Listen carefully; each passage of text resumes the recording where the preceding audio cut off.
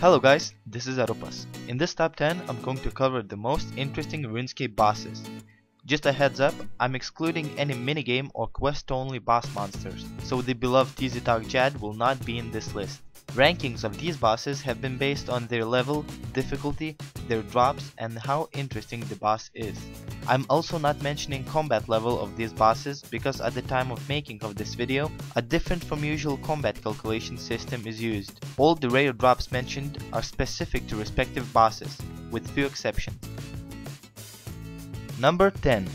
King Black Dragon. The first boss monster ever to be released to RuneScape. According to the lore, KBD was the second dragon ever created in a failed attempt to recreate Queen Black Dragon. The King Black Dragon uses melee when fighting and also uses 4 different types of dragon breath that have fairly devastating effects.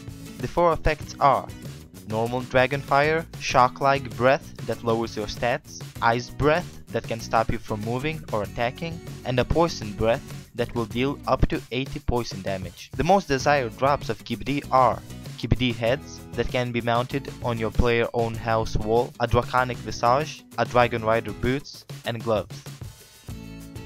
Number 9.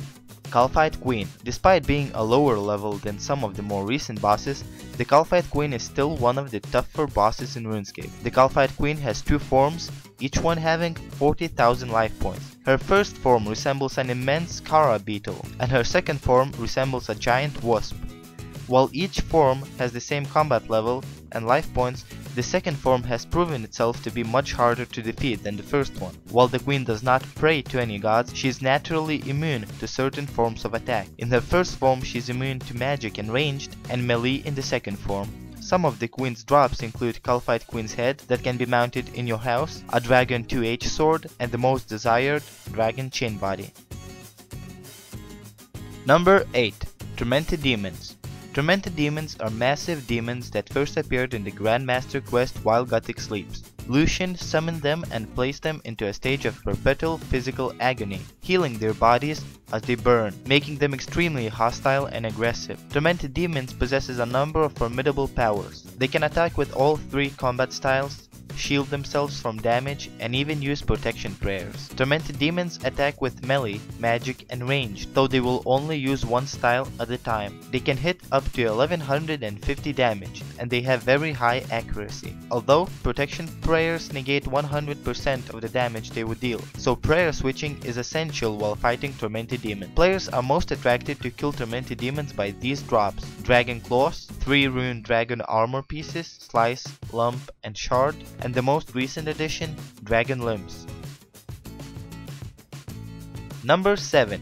Glacors. Glacors are fairly dangerous boss monsters. These monsters are only accessible after completing of the quest Ritual of the Majorat. Glacors can only be fought in one-on-one combat. They fight using mage, ranged, and melee when in the melee distance. Since they are ice-type monsters, fire spells are very effective against them. Once a Glacor reaches half health, it will summon 3 distinctive minions, called Glacites, each having a special power. Unstable one would blow itself up occasionally, dealing damage to anyone near itself, then would proceed to heal and blow itself up again. Sapping Glacite would drain your prayer with each successful hit, and during one takes less damage the closer to Glacor it is. You cannot proceed killing the Glacor before you kill all 3 minions. Also, after killing the minions, Glacor will get the special ability of the last minion killed. Besides that, the rest of the fight will be just like the first half. People will cam Glacors for they drop the most desired level 75 defensive boots for every combat style, Steadfast boots for melee, Ragefire boots for magic, and Glaven boots for ranged. As an addition to that, Glacors drop shards of Armadil, which when 100 is collected can be combined into an Orb of Armadil, which can be used on a battle staff to create an Armadil battle staff. Number 6. Dagannoth Kings. The Dagannoth Kings are a group of 3 Dagannoths that live deep in a cave on a water birth island. Each of them uses a different combat style and is weak against the type that defeats them on the combat triangle, and immune to all others. 3 kings are Dagannoth Supreme, a range user that is weak to melee, Dagannoth Rex, a melee user that is weak to magic, and a Dagannoth Prime, a mage user that is weak to ranged. A player or a group of players usually have to kill them all at once, but more commonly people just kill them one after another, reducing the chance of death by taking all the damage at once. Each king has a unique ring drop except for the Rex, who has 2. The rings are Archers, Seers, Warrior, and Berserker. All the kings have also an ability to drop Dragon Hatchet. Number 5. Corporeal Beast. The Corporeal Beast is the physical incarnation of the Spirit Beast. It requires completion of the Summer's End quest to fight. The Corporeal Beast was brought into existence when Spirit Beast was killed at the end of Summer's End, as everything within Spirit Realm represents the opposite of its version on Dagannoth.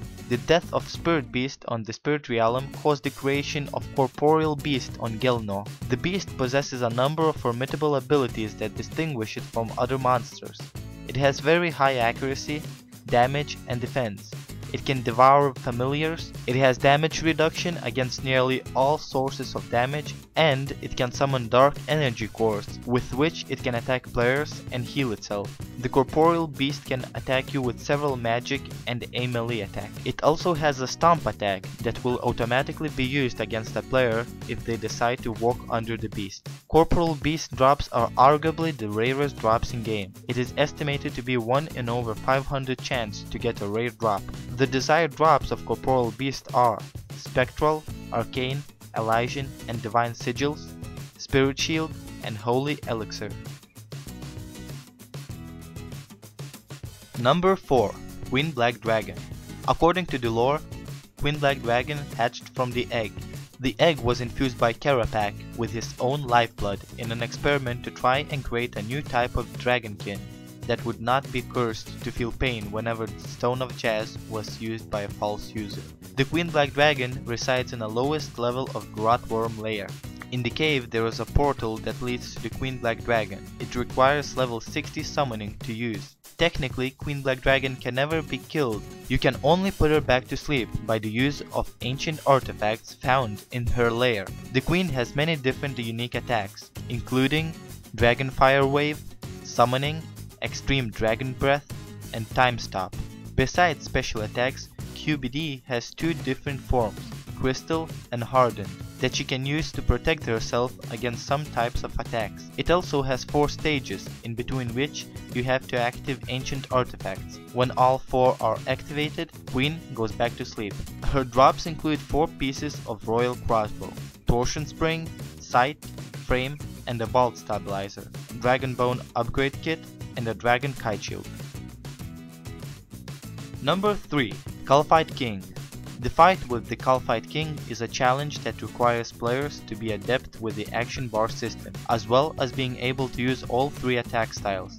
It has a special attack that causes a targeted player to turn green and temporarily disable players' abilities. If the player team members do not activate Provoke ability in time, the targeted player will be hit for more than 24,000 damage, always resulting in 1 hit kill.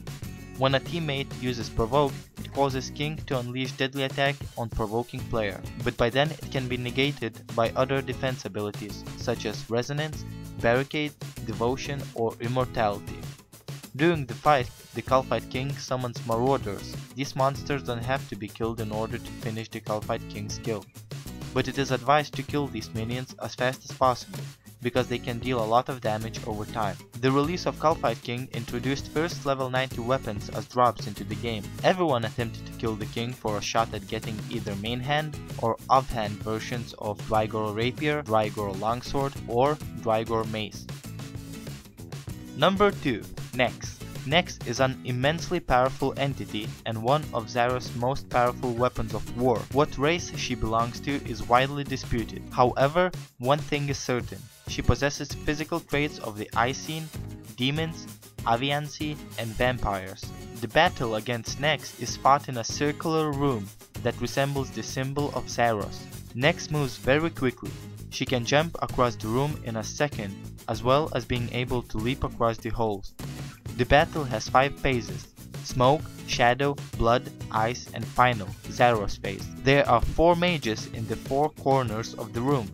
They represent the 4 elements of Ancient Magic Spellbook. Nex can use all 3 deflect curses. The curse used is indicated by the color of her wings. When attacked with the curse on, all the damage will be deflected right back at the player. Nex has over 15 unique attacks in total. Next is popular boss to kill because of her drops. She has many drops, including level 80 armor sets for all 3 corners of combat triangle. Sets include helms, tops, legs, boots, and gloves. 3 sets are Torva for melee, Pernix for ranged, and Virtus for magic. Next also drops level 80 weapons for magic and ranged, Azarite bow and Virtus wand, and a book. Number 1. Vorago. Vorago is a gigantic, rocky, and extremely powerful boss monster created by Anima Mundi, billed as the toughest boss monster in RuneScape.